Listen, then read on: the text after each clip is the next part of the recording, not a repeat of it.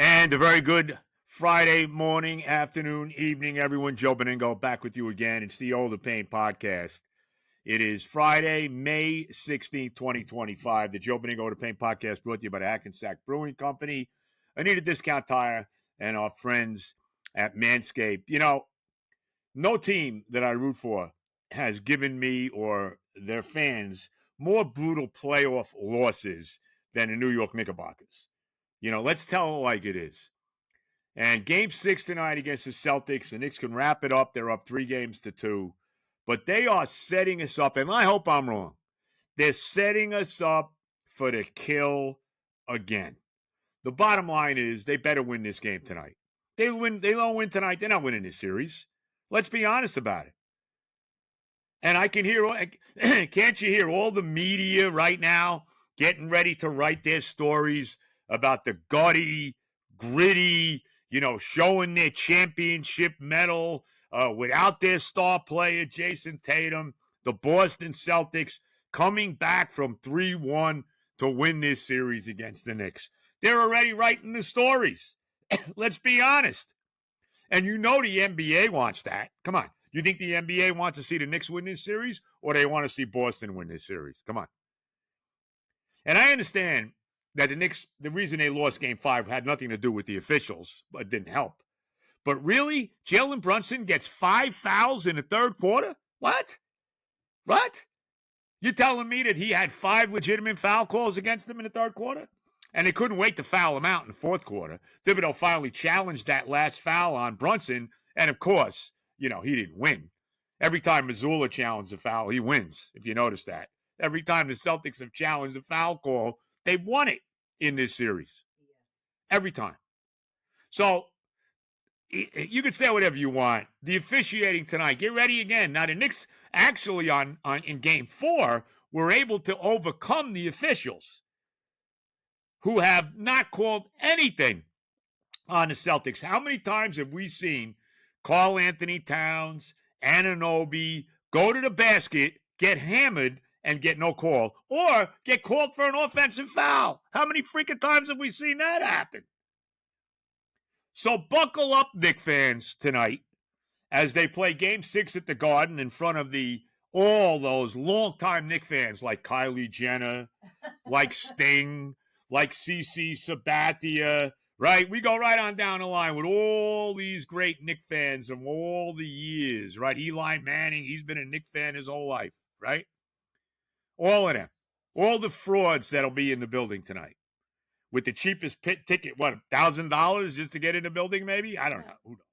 Something like that. I'm sure it's in that area. So let's see what happens. They better win. All I can say is they better win tonight. Because this franchise has specialized. The only team that comes close that I root for is the Rangers. Because the Knicks and the Rangers are the only real teams, I know the Knicks were in the abyss for 20 years, that actually made the playoffs on any consistent basis. God knows the Jets never do. And even the Mets, the Mets have never been to the playoffs more than 2 years in a row in their history. Same thing as the Jets. So the Knicks have been there more than anybody. And they have handed us more brutal losses than anybody. They haven't won a championship in 52 years. How many horrific losses over the years at Madison Square Garden? Whether it was the bench incident when they blew the 3-1 lead against Miami in 97, whether it was, Game 1 against the Pacers in 95 when they blew the 7-point lead with 18 seconds to go and Reggie Miller killed them, whether it was Game 7 that same year when Ewing missed the finger roll against the Pacers and Pat Riley walked right out of Madison Square Garden all the way to Miami with his little tiff that he had with Dave Checketts, the power struggle, and the wrong guy won it, as we all know. As Miami has won how many championships since Riley got there? What is it, 3? Right? 3. 2 with LeBron and the one with Shaq and Wade. So that's 3. That's 3 more than the Knicks have won since then, and 1 more than the Knicks have ever won, as a matter of fact. Just saying. You could go back to 1971 when they lost Game 7 against the Bullets in the conference final. And, of course, the Charles Smith Memorial, God knows that. There's been so many. Game 7 last year against the Pacers, right? And Anunoby's hurt, Brunson's hurt. The Pacers can't miss a shot, and the Knicks lose Game 7 at home. We could go on and on. There's been a zillion of them over the years. A zillion.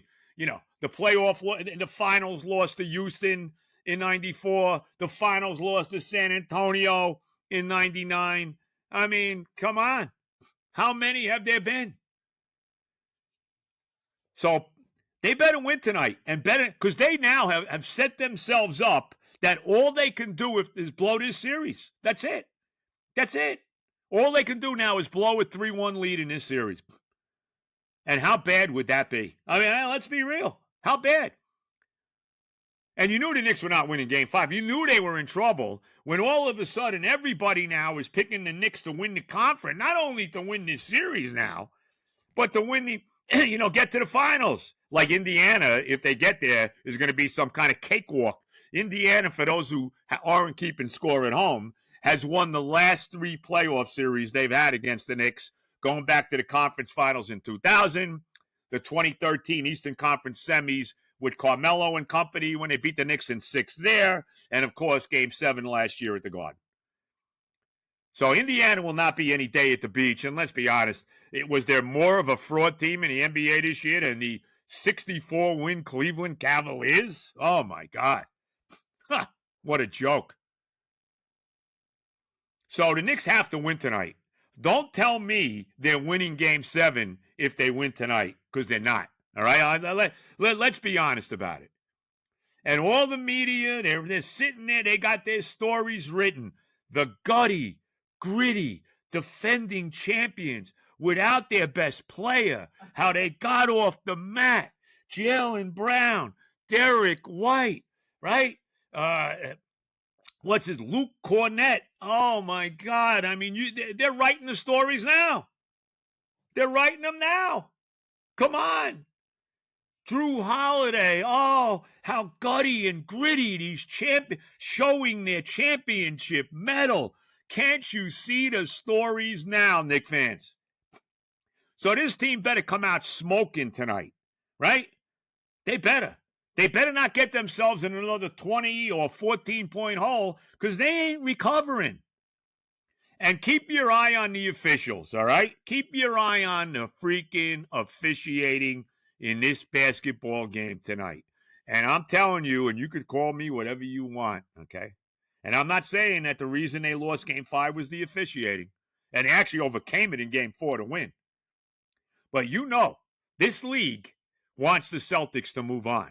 They want that scenario. They want that story written, okay? They really do.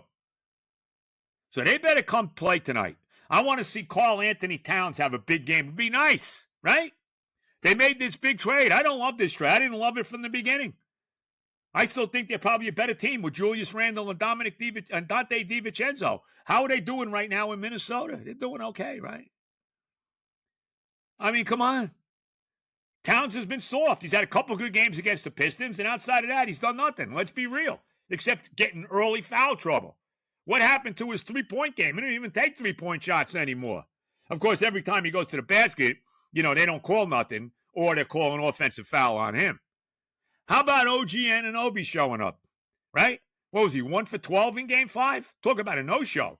And then what, did he have 5 points in the Game 3 they lost at the Garden?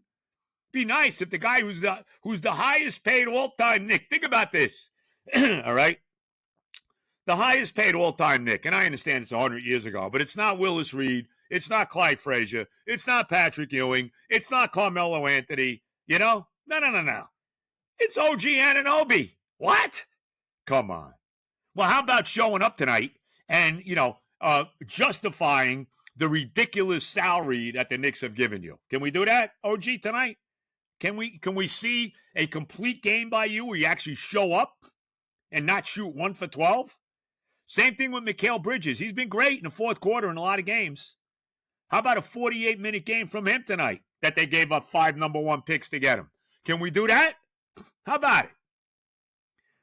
And I understand, we know Brunson is going to be Brunson. We know that. We know Josh Hart, blood and guts of the team, is going to be Josh Hart. And we know, again, that the Celtics are going to play off Hart. They're going to let him stay open and shoot. Now, he shot the ball well in Game 5. He was the scoring leader for the Knicks with 24 points. He hit, 4 or 5 threes in that game. And they're going to let him take that shot again, and he's going to have to do it. He's going to have to hit that shot again in Game 5, in Game 6, wherever we are, 6. So the pressure's on the Knicks tonight. There's no more pressure on Boston, right? That's gone now. All the pressure's on the Knicks. Boston, in some ways, is playing with house money now. They don't have their best player. They were down 3-1. Everybody wrote them off. So now the dynamic of this series has completely swung to where all the pressure is on the Knicks. And I'm telling you right now, they don't win this game tonight, they're going to lose. Get ready. Buckle up. Buckle up for another, disastrous playoff loss for the Knicks if they don't win this basketball game tonight. They better freaking get it done tonight at the Garden. And I want to give a compliment to the two guys who actually played well the other night. How about Mitchell Robinson the other day? 6 for 6 from the foul line. What? He goes 6 for 6 from the line, gets 13 rebounds, and they lose. And even Deuce McBride had a good game off the bench the other day. He's been shooting. I think he was 3 for 6 from 3. Didn't really matter. Because the Knicks got buried in the second half of this game against Boston. And it would be nice if they wore the white at home tonight. Can we wear the white maybe at home tonight? And I'm sure all the old Knicks will be there tonight like they've been in the whole series. Patrick will be there. Clyde will be there. Bradley will be there. Sprewell, Allen Houston, John Starks, Bernard King, right? Even Stephon Marbury. They'll all be there tonight. Maybe we'll even see Marcus Camby. Maybe we'll see Carmelo tonight. Maybe. I don't know. They'll all be there. Even Rick Pitino was there in Game 4. Even he was there. Maybe he'll be there tonight again. Remember, he did coach the Knicks for a couple of years before he got into in 86, 87, and 87, 88. Before he got 89, 87, 88, and 88, 89 were the 2 years Pitino coached the team. And then he got in a power struggle with Al Bianchi, and he was gone. Very similar to what happened with Riley and Checkers. Typical Knicks. So let me see something tonight from my basketball team. And let's hope that Monday night we are looking at Game 1 against Indiana at the Garden and not Game 7 against Boston up in TD Garden, whatever the hell they call that disaster now. So let's go, Knicks. Let's get it done. Call me skeptical, okay? Call me skeptical, but God knows I am. Win this basketball game tonight. And remember, Knicks fans, keep an eye on the officiating in this game. Keep an eye on it. Again, and I understand that's not why they lost Game 5. They sucked in Game 5 in the second half. But 5 fouls on Jalen Brunson in 1 quarter? Really? Come on. All right. Benigno, the Odor Payne podcast. Let's get a couple of the spots. You know the deal about the Hackensack Brewing Company. We'll let you know in July when our next podcast will be. The exact time we'll do it sometime during the summer once we get into the meat of the baseball season. So that'll be coming up. Of course, the Anita Discount Tire. Go see my son Johnny. Go see everybody over there. Rob, Ari, the whole mishpucha. Go see them. They'll take care of whatever your automotive needs are. You need tires. You need work done on your car. You need your car inspected. Anita Discount Tire, Rivervale, New Jersey, on Westwood Avenue. Tell them Benigno sent you. And, of course, our friends at Manscaped, they're taking a little hiatus. They'll be back with us soon. But check out Manscaped. You know how much I love those guys. All right? So, again, you know the deal with them. All right. Benigno, the Odor Payne podcast. All right. So, tonight, and I guess I don't think it's going to rain tonight. Tonight starts the first installment of the 2025 Subway Series between the Mets and the Yankees. Both teams are in first place. Mets are sitting there at 28-16 right now. I'm not sure what the Yankees' record is, but they're leading the American League East right now. Let's look at this objectively tonight, okay? I mean, all this is, if you're a Met fan, all tonight is game 45 of the 162-game regular season. Is there anything more overhyped than Mets-Yankees? I hate it. I've been saying this for you. I hate it. I hate Mets-Yankees. I hate interleague play, and I hate nothing I hate more than Mets-Yankees. Now, the Mets swept them last year. They only played 4 games last year. They won all 4. Unfortunately, this year they're playing 6. Why, I don't know. These 3 at Yankee Stadium. But the hype, the overhypeness for this is off the – I mean, come on. Really. At the end of the day, all it is another regular season win or another regular season loss. Now, would I like to stick it to the Yankees as a Met fan? Of course. I'd love to see them sweep them again. I'd love to see them at least win the series. And I don't love the matchup tonight. Tyler McGill at Yankee Stadium? Really? I don't think I feel too good about that. Tyler McGill's starting to come back to reality after he got off to a good start. I don't have a lot of confidence in him. I can see the ball flying into the porch tonight with McGill on the mound. And it's Carlos Rodon, who's actually been pretty decent so far this year for the Yankees. But the big story tonight will be the return of Juan Soto to Yankee Stadium. And there'll be a lot of Met fans there, but I'm sure that, the majority will still be the Yankee fans, and they'll be booing the hell out of him. They're going to boo him every time he walks up to the plate. They'll be letting him have it out in right field, the whole thing, right? But there is nothing more overhyped than Mets Yankees. Just remember this, Met fans, and Yankee fans too. I think the Yankees are playing their 45th game of the season tonight. Mets are playing their 46th. That's all it is. It's a regular season game in May. Let's tell it like it is. Will I be paying attention? Well, of course. I'm watching every one of my team's games I'm watching. I'm paying attention to it. But at 8 o'clock, I'm going over to the Garden and watching the Knicks game. What am I going to do? The Knicks are the number one priority tonight, not Mets Yankees. And like I said, and by the way, I want to say this too, and I love Carlos Mendoza. I think he's done a sensational job with this team. I love him as the manager of my team. I wish he coached the Jets. I really do. Even the Rangers, but then they'd fire him after 2 years. But Drury would get an extension, of course. But be that as it may, I love Mendoza. But what was he doing in the game against Pittsburgh the other night? And I don't want to get crazy. They lost 4-0. They didn't hit. There's been too much of that this year, and they really haven't hit at all with runners in scoring position. And I don't really have a great problem with the fact that, you sat Soto in this game. You wanted to give him a night off. Okay, right? Give him 2 days off in a row because they had an off day yesterday and get him ready for, the insanity that there's going to be at Yankee Stadium tonight. I get all that. But with the game on the line, and it was only the 4th inning, but with the game on the line and 2 out and the bases loaded and the Mets down 2-0 against Pittsburgh, how the hell does Mendoza not bat Soto for a Zokar? What are you doing? Why the hell did you let this guy, okay, you've hit a fly ball to center field to end the inning. I'm surprised he didn't strike out. How do you let this guy hit when you got Soto sitting on the bench? Now, I'm not saying Soto should have stayed in the game, but you couldn't pinch hit him there for a Zokar? In what really was the only time the entire game the Mets had a legitimate scoring chance. I love Mendoza. I do.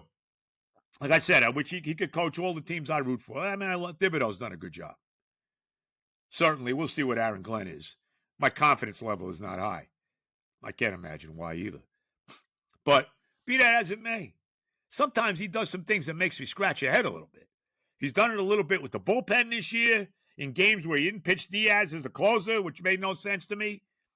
And the fact that he didn't hit Soto in that bases-loaded situation, and let a Zokar, who's the last guy on the roster, he's the 26th man on a 26-man roster, let him hit in that spot is ridiculous. And not have Soto pinch hit there. Made absolutely no freaking sense. So we'll see what happens tonight. Again, the overhypeness for this series is ridiculous. It really is. I hate it. I hate playing the Yankees. Even though I think our team is the better team, it doesn't really matter. I hate playing the Yankees, and I hate interleague play. And again, just remember, Met fans, if we lose tonight, whatever happens in this series, we're talking about games 46, 47, and 48 in the regular season. It's May 16th. It's not September 16th. And we're fighting for the division title right now. Okay? So let's tell it like it is. All right. Benigno, the Oda Payne podcast. A little bit on the NFL schedule that came out. The Jet schedule's out. The best thing about the Jet schedule, I mean, this is the beauty of being as crummy as this franchise has been over, well, basically the last 56 years, but, certainly the last 14, 15, whatever it is, right? The beauty of that is all these 1 o'clock games. How good is that? Oh, I mean, look at this. Opening day against Pittsburgh. And, and let's be real with this, too. The reason the Jets are opening the season against the Steelers is because the league figures that at some point, probably in the middle of the summer, that Aaron Rodgers is going to sign with the Steelers. So welcome home, Aaron Rodgers, as he'll stick it up our ass in game one. Now, of course, Justin Fields was also the Steeler quarterback last year, too. But that's, big deal. That's what the NFL is thinking about having the Jets open the season with Pittsburgh. I'm just shocked it's not like a Monday night game, But just look at the beauty of this schedule if you're a Jet fan, right? Pittsburgh, 1 o'clock at home. Buffalo, 1 o'clock at home. Tampa Bay on the road, 1 o'clock. Then they play a Monday night game against the Dolphins in Miami, which actually is an early start. It's not the 8:30 game or whatever. It's 7:15, so that must be a doubleheader. That must be a Monday night doubleheader that night. Then they play the Cowboys at home, 1 o'clock. Then they play the Broncos in London, 9:30 a.m. Oh, how great is that starting time? Oh, I love it. Then they play Carolina at home, 1 o'clock start. Cincinnati on the road, 1 o'clock start. Then the bye week where they can't lose. They never lose on the bye week. Then they go play Shedeur Sanders, who'll probably be lighting it up at that point. They play them, the Browns at home, 1 o'clock start. The Patriots, a Thursday night game, November 13th. So everybody's got to play the night game. So that's at 8:15. Then they play the Ravens at home. Ravens in Baltimore. No way to win in that game. That game's at 1 o'clock. Atlanta at home, 1 o'clock. Dolphins at home, 1 o'clock. Jacksonville at Jacksonville, 1 o'clock. Saints in New Orleans, 1 o'clock. Patriots at home, 1 o'clock. Buffalo in Buffalo, TBD. Maybe if the Jets are any good, which don't count on it, they'll flex that game. Figure that game's at 1 o'clock. That is the beauty of the Jet schedule this year. And that is the best part, really probably the only good thing about being a crummy team. Yeah. Remember last year when they thought the Jets were going to be good with Rodgers and all the night games we had to play, right? Not this year. I love it. I love the 1 o'clock starts. Oh my God, how great is that? And the 9:30 game in London, even better. Get up, watch the game. After they lose, go play golf. Right? I mean, come on. Unbelievable. And I'll say this. Let me say this too. The Giants have for a team that won, 3 games last year? They didn't even exactly give the Giants any.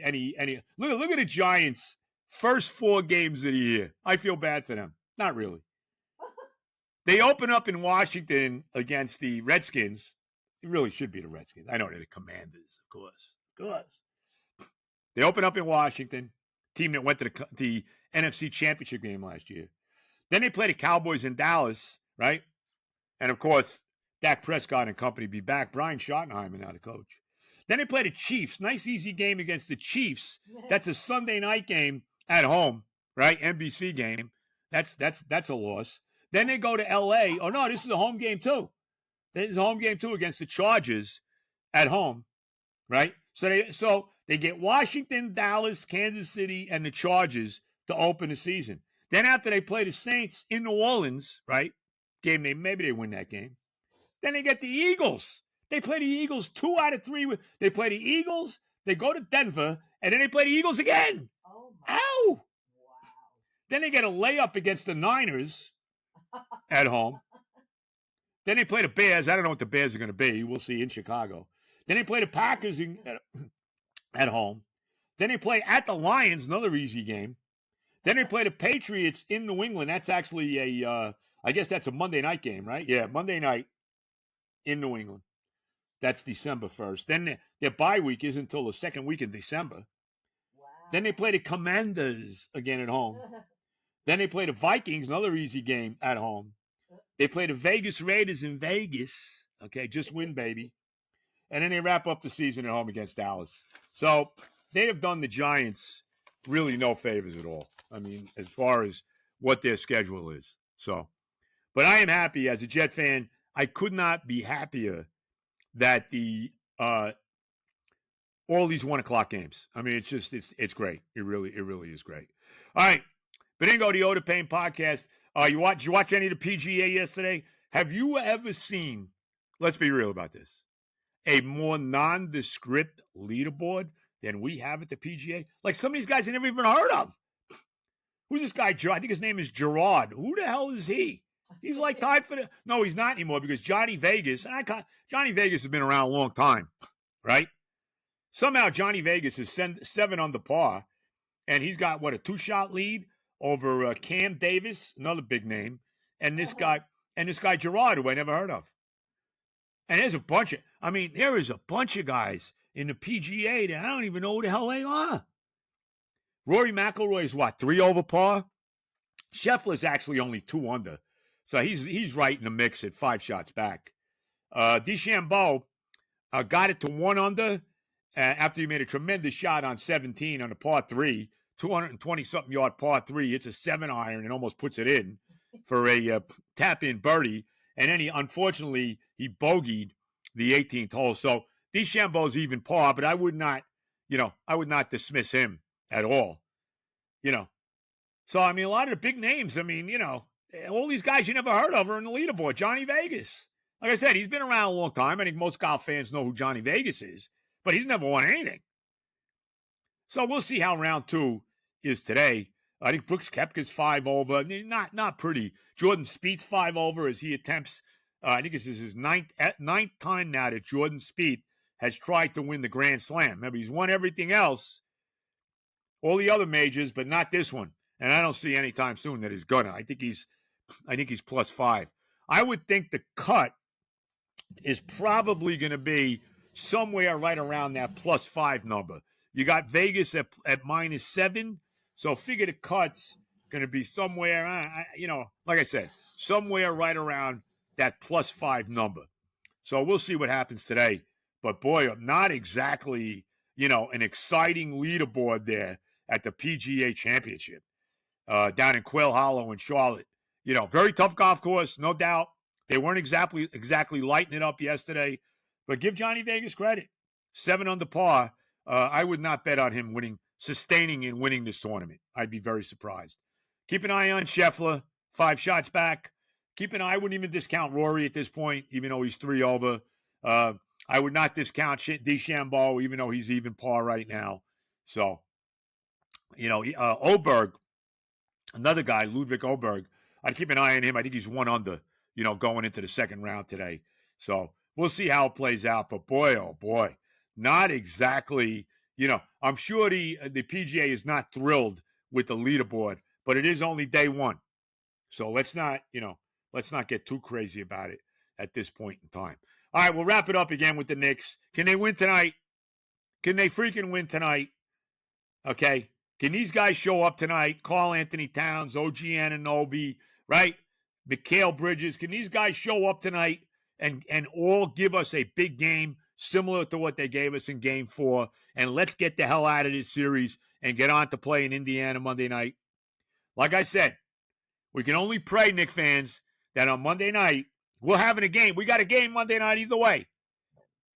Let us pray that we're not going to Boston for Game 7, and we're going to be right home at the Garden for Game 1 against the very, very, very underrated Indiana Pacers. If we get to that series, I'm going to tell you right now, it is not going to be any freaking, nothing's a cakewalk with this team. Nothing is a cakewalk when it comes to the New York Knickerbockers. Show up tonight, win this game tonight. Let's get out of this series, and let's move on to Indiana and the conference finals. Let's go.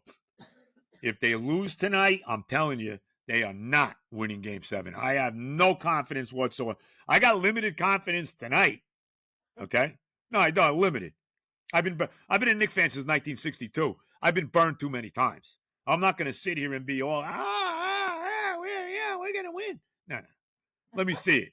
All right? Let me see them freaking win tonight. I got my reservations, right? And we'll see what Spike Lee, what kind of outfit he has tonight. I'm sure it'll be just, Spike as usual will be, behind the scenes, nice and mellow, and as he tries to stay out of the limelight. But let's win this freaking game tonight, all right, please, Knicks fans? Can we win tonight? Can these guys show up tonight? And again, watch out for the officiating. Watch out for the officiating. All right, everybody, have a great weekend. Check me out tomorrow, 10 to 12:30 tomorrow on the Fan, because the Mets and Yankees play at 1:05. So it'll be a short show. Hopefully, we're talking about the great win the Knicks had tonight, and we're talking about moving on to that series in the conference finals against Indiana. We can only pray. So everybody have a great weekend. Check me out, as I said, tomorrow on the Fan at 10 o'clock. All the love. God bless the greatest country in the world. God bless America.